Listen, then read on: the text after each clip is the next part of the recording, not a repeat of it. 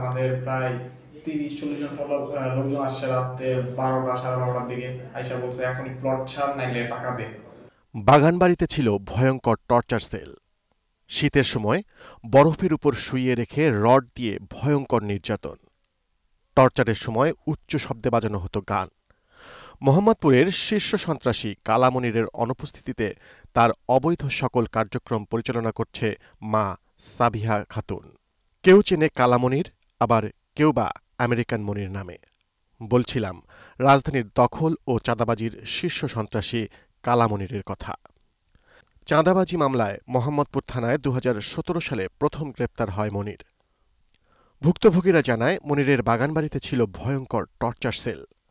টর্চারের সময় উচ্চ শব্দে বাজানো হতো গান। এখন নিজের জান, ফ্যামিলির জান আর প্রাণ বাঁচানোর জন্য আমরা টাকা দিতে বাধ্য হয়েছি। এখন তার এইগুলো হচ্ছে তার নিত্যর অভ্যাস। আমার কাছে এই সরকারের কাছে চাওয়া এরকম সন্ত্রাসীদের কাছে দেশ মুক্ত চাই আমরা। ভুক্তভোগী কে এম মোস্তফা নাজিম জানান, সন্ত্রাসী কালামনিরের বাহিনীর হাত থেকে নিজ সম্পত্তি দখলমুক্ত করতে দিতে হয়েছে ৩১ লাখ টাকা। মোহাম্মদপুর থানায় গেলে পুলিশ মামলা নেয়নি বলেও জানান তিনি। ওর শুরুটা ছিল ওর ফ্যামিলি ব্যাকগ্রাউন্ড। ওর চাচা সলিমুল্লাহ সল্লু কাউন্সিলর তো অনেক দিন যাবৎ। ওর এছাড়া ওর আর ফুফা ছিল কাউন্সিলর, তার ওই তাজমহলের। ওর ফ্যামিলি থেকে এরকম রাজনীতিবিদ, বিভিন্ন সময় বিভিন্ন রাজনৈতিক দলের সঙ্গে ভিড়ে। আরেক ভুক্তভোগী হাজি বরকতুল্লাহ জানান, সন্ত্রাসী মনিরের নেতৃত্বে একদল সন্ত্রাসী অস্ত্রশস্ত্রে সজ্জিত হয়ে তার ইট বালু ব্যবসায়ী ও সমবায় সমিতিতে ব্যাপক ভাঙচুর ও লুটপাট করে প্রায় 60 লক্ষ টাকার মালামাল।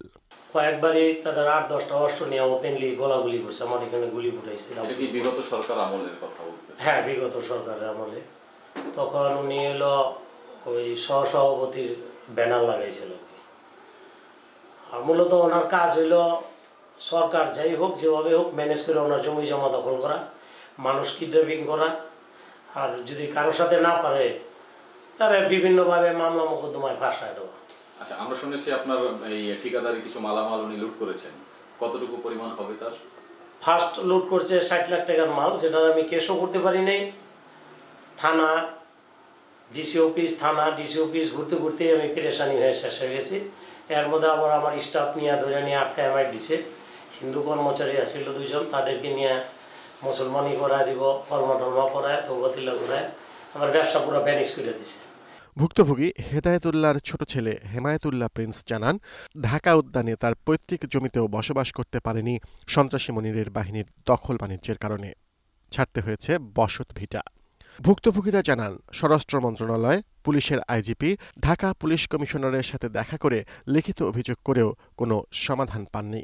নিজের পৈতৃক ভূমিতে নিরাপদে বসবাস এবং প্রাণ রক্ষার্থে মনিরের বাহিনীকে দেওয়া চাঁদার অর্থ ফেরত চান ভুক্তভোগীরা।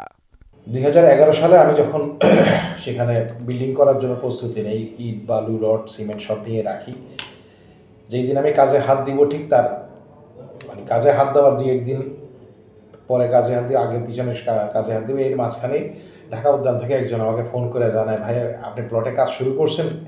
এটা আমি তো আমাদেরকে জানাইলেন। আমি যে ভাই আমি প্লটে কাজ শুরু করি নাই, যে 50-60 জন লোক পূর্ণ উদ্যমে কাজ করতেছে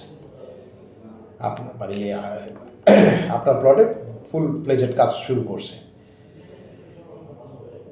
তো আমি বিষয়টা শুনি না প্রথমে তো কিছুটা হতভম্ব হয়ে আছে যে আমার প্লটে কে কাজ করবে বা কি ঘটনা, কি বৃত্তান্ত।